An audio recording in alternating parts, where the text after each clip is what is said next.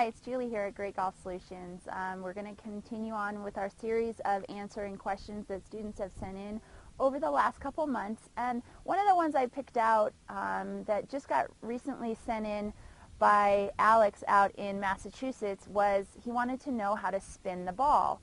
And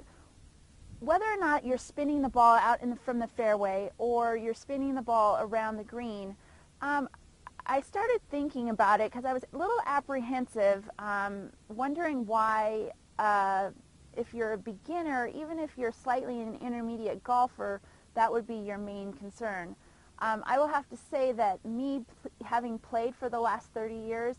that's never been a huge concern of mine, and I've never really focused on that. I've always had success, but what I wanted to do is briefly just touch on a few ideas to think about, or give you answers to why, if you're watching golf tournaments, you're watching some of the pros on the TV, why they are able to spin the ball. So first off, from the fairway, if you'll hear announcers talk quite often about particular players, oh, they can spin the ball, or oh, it's just going to spin back and everything. And spinning the ball comes from your angle of attack. So when you think about your swing and it's a wide half circle like this, when you are able to spin the ball, your angle of attack becomes a lot more steep from the top of your backswing down into your golf ball. And so that's kind of what you want to do. You can go ahead and practice it when you're out on the driving range, but I don't know if I would, if you're just beginning or if you're feeling a little bit more comfortable in your golf game, I don't know if I would really work on trying to spin the ball when you're out on the course, because one of the side effects if you don't do it correctly is that you are probably going to end up then hitting the ball very thin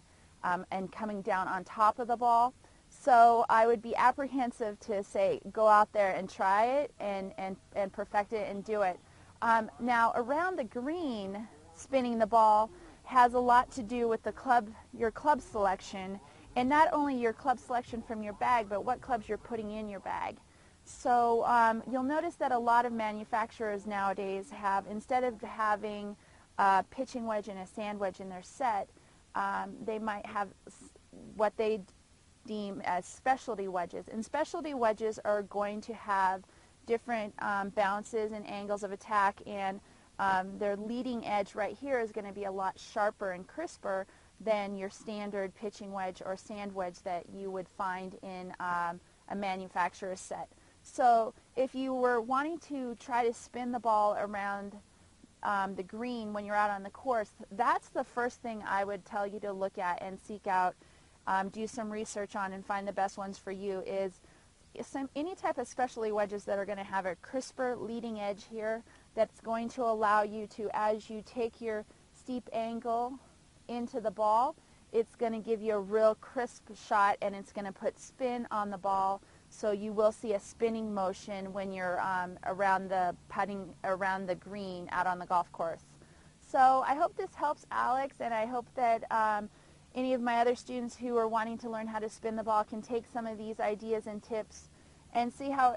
they can incorporate them into their game. But like I said, probably don't get too discouraged if it's not something that you can do, because